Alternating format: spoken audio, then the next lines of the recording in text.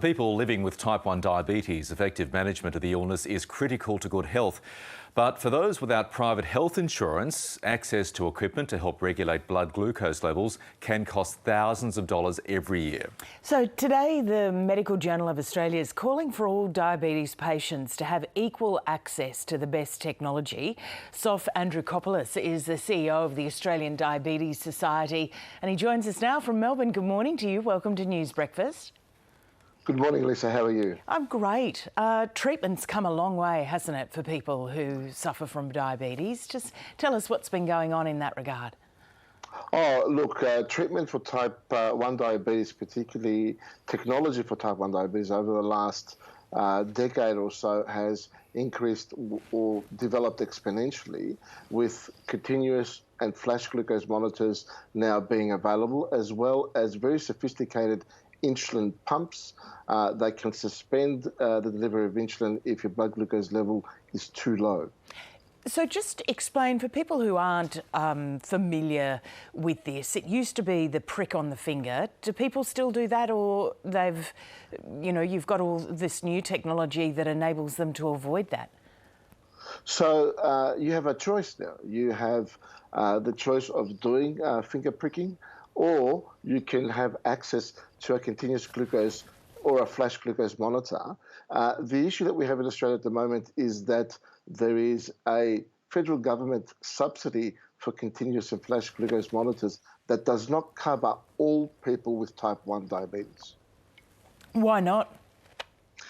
Because there are restrictions in the access to the continuous and flash glucose monitors.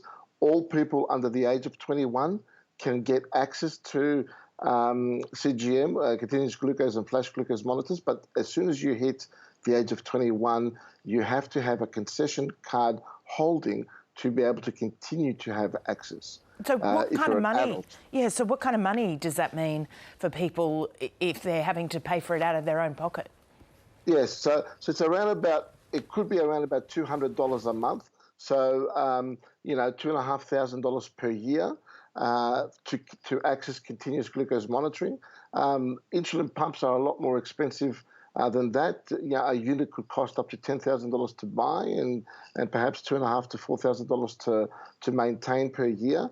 So it's significant money if you're a student and you're at the age of 21, and because you do turn 21, because of your age, then you lose access if you don't have concession card holding. So this call today to have greater equality for people, what difference would it make to people who have diabetes? Look, it makes a really, really big difference. So we've seen data, and we've got data to suggest that if you're using technology, you can reduce your blood glucose levels quite significantly. And that reduction in blood glucose levels means that you can perhaps delay or even prevent diabetes-related complications, and your quality of life improves. The JDRF just published a health economic report to show that you can actually get technology can reduce the cost of type 1 diabetes by 14% over the lifetime of a person with type 1 diabetes. Soph, great to have you on the program this morning, and hopefully some progress will be made in this regard. Thank you very much.